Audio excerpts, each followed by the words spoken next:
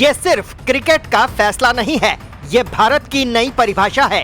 एक ऐसा भारत जो अब न दबाव में झुकता है, न भावनात्मक ब्लैकमेल स्वीकार करता है और न ही मानवता के नाम पर दोहरे मापदंडों को बर्दाश्त करता है।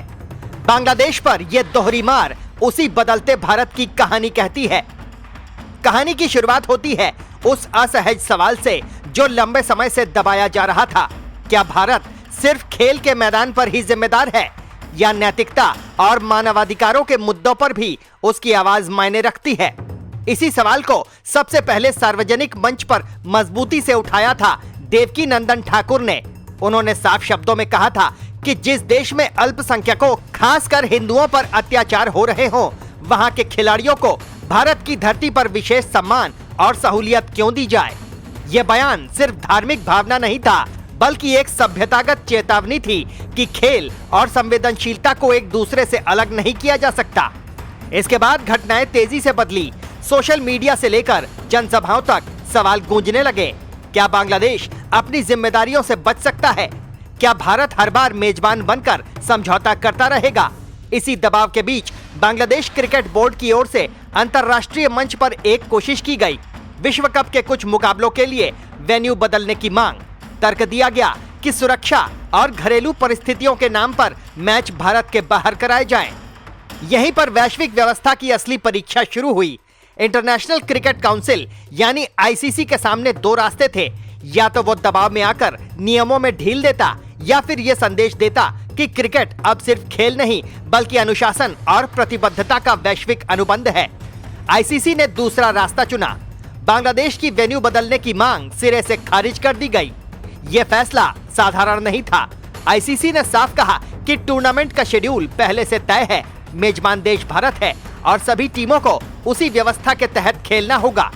कोई विशेष रियायत नहीं, कोई राजनीतिक या कूटनीतिक दबाव नहीं और सबसे अहम चेतावनी, अगर कोई टीम खेलने से इनकार करती है तो पॉइंट्स कटेंगे, मैच फॉरफिट माने जाएंगे और इसका सीधा असर टूर्नामेंट की रैंकिंग पर पड़ेगा।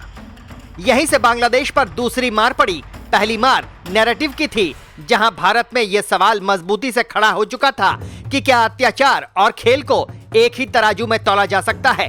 दूसरी मार नियमों की, जहां अब पीछे हटने का मतलब सिर्फ नैतिक हार नहीं बल्कि खेल की सीधी सजा भी है। यह पूरा घटनाक्रम भारत की बदलती हुई वैश्विक छवि को दर्शाता है। आज का भारत वो देश नहीं है जो हर हाल में अच्छा लड़का बनने की कोशिश करे। ये वो भारत है जो नियमों का पालन करता है लेकिन नियमों से डरता नहीं, जो खेल को खेल मानता है लेकिन मानवता के सवाल पर चुप नहीं रहता। देवकीनंदन ठाकुर की मांग ने जिस नैतिक बहस को जन्म दिया था, आईसीसी के फैसले ने उसे संस्थागत वैधता दे दी। बांग्लादेश के लिए स्थिति अब बेहद जटिल है। एक तरफ घरेलू और अंतर्राष्ट्रीय दबाव, दूसरी तरफ पॉइंट्स कटने का खतरा। विश्व कप जैसे बड़े मंच पर एक भी अंक की अहमियत होती है।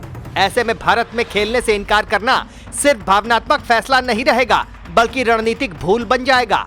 यही कारण है कि अब बांग्लादेश बैकफुट पर दिख रहा है। बयान बदल रहे हैं, भाषा नरम पड़ रही है और स्थिति की समीक्षा जैसे शब्द सामने आ रहे हैं। इस पूरी कहानी का सबसे बड़ा संदेश साफ है। भारत अब एजेंडा सेट करता है। ये एजेंडा न तो केवल राजनीति का है, न केवल खेल का, बल्कि मूल्यों का है। भारत आज उस स्थिति में है जहां उसकी धरती पर खेलना एक अवसर है, कोई मजबूरी नहीं। जो आएगा नियम मानेगा, जो नहीं मानेगा उसके लिए दरवाजे बंद नहीं होंगे लेकिन परिणाम तय होंगे। और यही इस दोहरी मार का सार है। एक तरफ नैतिक दबाव, दूसरी तरफ नियमों की सख्ती। बांग्लादेश के सामने विकल्प खुले हैं लेकिन आसान नहीं। भारत के लिए यह क्षण आत्मविश्वास का है, यह दिखाने का कि वैश्विक मंच पर उसकी आवाज अब सिर्फ सुनी नहीं जाती बल्कि मानी जाती है। यह कहानी सिर्फ विश्व कप की नहीं, यह उस भारत की है जो अब दुनिया से कह रहा है, खेलिए, स्वागत है, लेकिन शर्तें अब बराबरी और जिम्मेदारी की होंगी। Team news watch India.